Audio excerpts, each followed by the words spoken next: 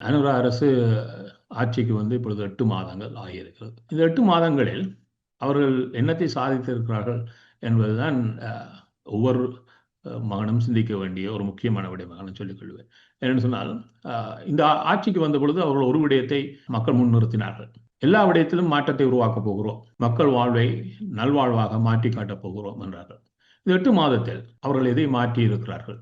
எது மக்களுடைய வாழ்வியலுக்கு அவர்களுக்கு உந்து சக்தியாக மாறி இருக்கிறது என்ற சிந்தனையை வைத்தால் அவர்கள் எதிலும் மாற்றத்தை உருவாக்கவில்லை.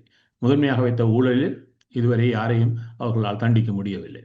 இதுவரை நடைபெற்ற பல விடயங்களுக்கான தீர்வுகளை, அதாவது ஈஸ்டர் குண்டுவெடிப்பிலிருந்து அனைத்துக்குமான தீர்வுகளை தருகிறோம் என்றார்கள். அதற்கான எந்த ஒரு தீர்வையும் அவர்கள் நோக்கி நகரவில்லை. இறுதியாக நடந்த 3 தேர்தலை இந்த காலப்பகுதியில் அவர்கள் சந்தித்திருக்கிறார்கள். இந்த 3 தேர்தலின் இறுதி தேர்தலில் உள்ளூராட்சி சபைகளுக்கான தேர்தலில் கூட சொன்னார்கள், தேதியிட்டு இந்த ஆண்டு நடைபெறுகின்ற ஈஸ்டர் குண்டுவெடிப்பு நினைவு நாளுக்கு முன்னர் சம்பந்தப்பட்டவர்களை நாங்கள் வெளிக்கொணர்வோம் என்றார்கள். அதை கூட ஒரு தேர்தல் யுக்தியாக பயன்படுத்திவிட்டு பின்னர் அமைதியாகிவிட்டார்கள். ஆகவே இவர்களுடைய மாற்றம் எதிலும் வெளிப்படவில்லை.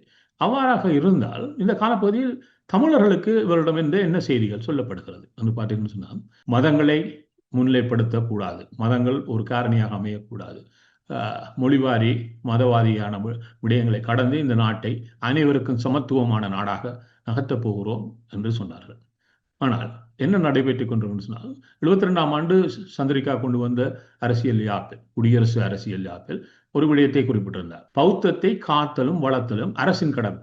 அரசு மதமாக பௌத்தம் முதல் தடவையாக மாற்றப்படுகிறது.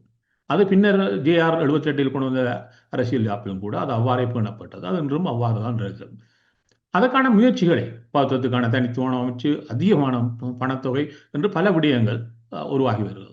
அதனுடைய ஒரு விளைவுதான் இப்பொழுது தமிழர் மண்ணெங்கும் புத்தர் சிலைகளாக நிமிர்ந்து கொண்டிருக்கிறார். ஆகவே இந்த பௌத்தத்தை காத்தலும் வளர்த்தலும் முதன்மைத்துவம் பௌத்தத்துக்கு தான் என்பதில் இவர்கள் இவ்வாறு சொன்னவர்கள் இருக்கிறார் என்று பார்த்தீங்கன்னு சொன்னால், இந்த தேர்தலில் ஒரு யுக்தியாக 16 ஆண்டுகளுக்கு பின்னர் புத்தருடைய பல்லை கண்டியில் மக்கள் பார்வைக்காக வைக்கிறேன் என்ற ரீதியில் ஒரு பெருமெடுப்பை செய்தார்கள். அது தேர்தல் யுக்தியாக. என்னால் அனுரகுமார திசுநாயக்க மார்ச் மாதம் சென்று பௌத்த துறவிகளுடன் குருவானவருடன் பேசி அவர்தான் இதை ஒழுங்கமைத்து அறிவித்தார். அதையும் அறிவித்தது பொழுது தேர்தலுக்கு முதல் வாரத்தில் மக்களுடைய பெருமெழுச்சிக்காக இதை உருவாக்கினார். அவர்களுக்கே புரிந்திருந்தது, மக்களுடைய செல்வாக்கை தாங்கள் இழந்து வருகிறோம் என்கின்ற ஒரு உணர்வின் அடிப்படையில் அதை செய்தார்கள். அதாவது பௌத்தத்தை காத்தலும் வளர்த்தலையும் அவர்கள் கண்டியில் செய்து முடித்தார்.